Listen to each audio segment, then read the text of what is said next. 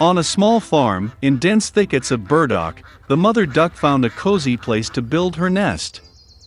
She waited for the chicks to hatch.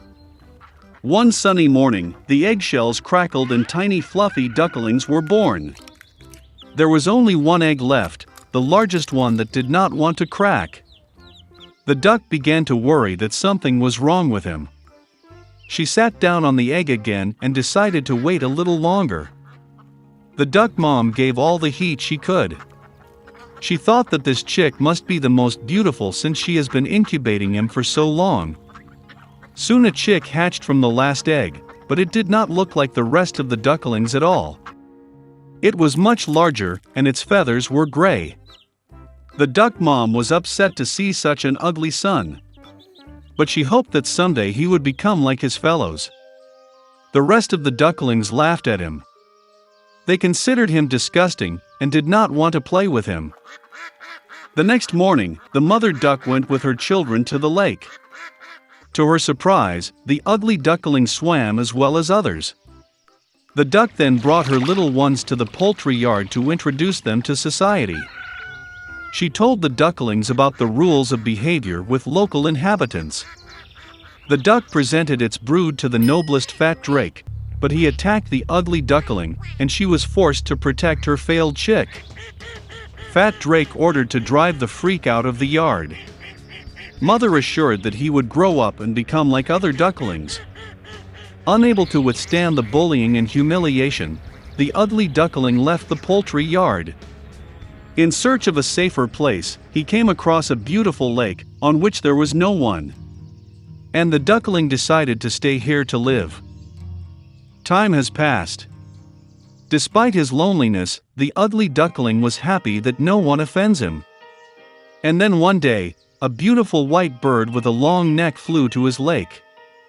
The ugly duckling did not know what kind of bird it was, but he looked at it with admiration. He loved her with all his heart. How a duckling would like to be like this lovely white bird. Winter came and it started snowing. The ugly duckling saw white snow for the first time. He was delighted with this sight. But due to the fact that the winter was very snowy, it was very difficult for the duckling to find food. He had to walk around the neighborhood in search of food. He was cold and tired.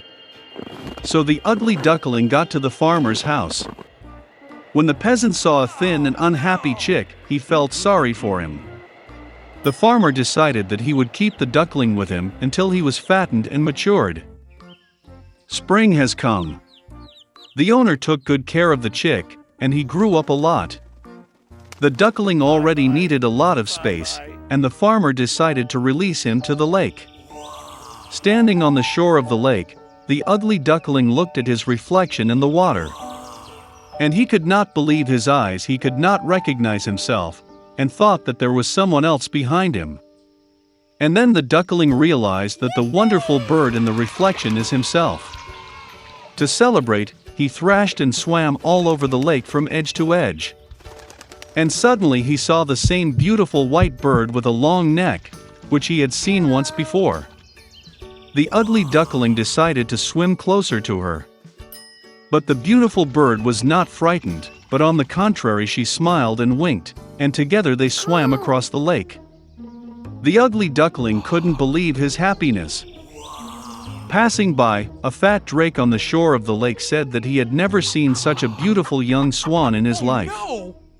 What was his surprise when he found out that the ugly duckling that he once drove from the poultry yard was a beautiful swan.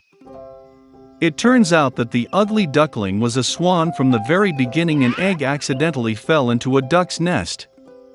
And when the beautiful young swan returned home, then everyone in the poultry yard became very ashamed that they had once offended him because of his appearance. My grandfather planted a turnip, and it grew big, very big. Never seen such a turnip in the villages. And so my grandfather went to pick a turnip.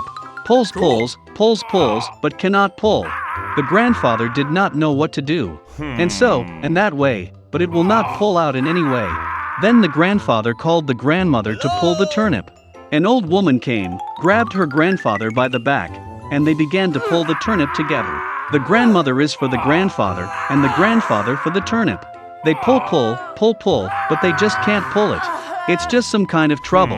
The grandfather pondered and realized that it was time to call the granddaughter for help.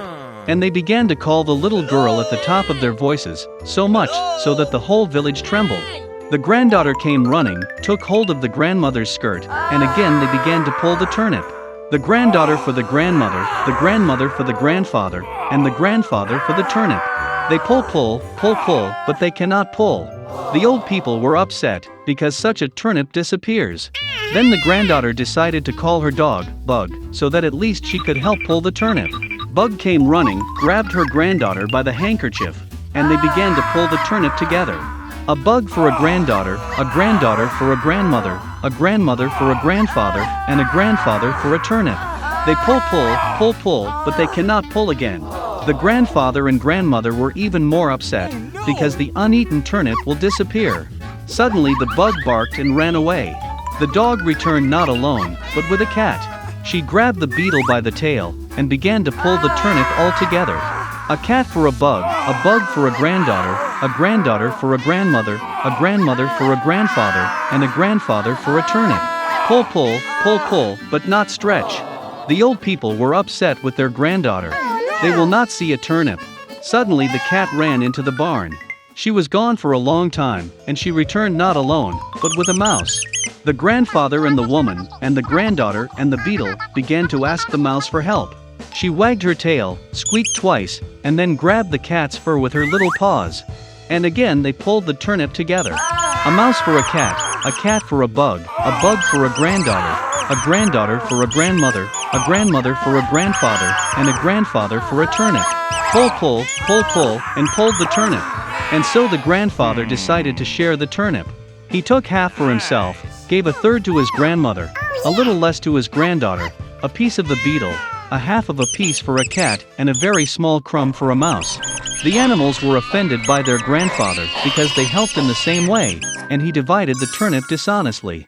A year has passed. Grandfather planted the turnip again, and it grew larger than before. For a long time such a turnip has not been seen in the villages. Cool. And so my grandfather went to pick a turnip. Pulls, and this and that, but will not pull. The grandfather did not know what to do. And I decided to call my grandmother for help again. They began to pull the turnip together. The grandmother is for the grandfather, and the grandfather for the turnip. They pull, but they just can't pull it. Then the grandmother called her granddaughter. The granddaughter came running, and they pulled the turnip together. The granddaughter for the grandmother for the grandfather, and the grandfather for the turnip. Pull, but not stretch.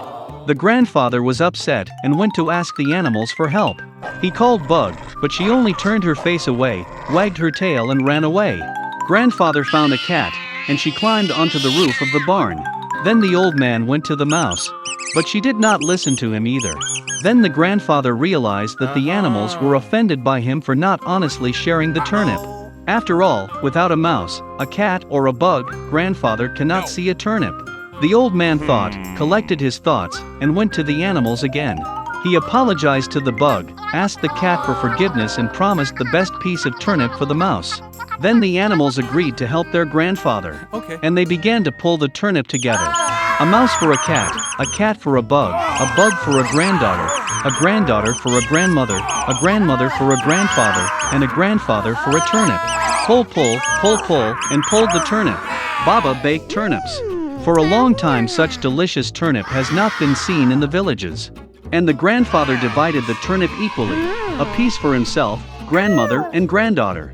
A bug with a cat and even a mouse were received each piece. Everyone was happy. So, they lived in peace and harmony happily ever after.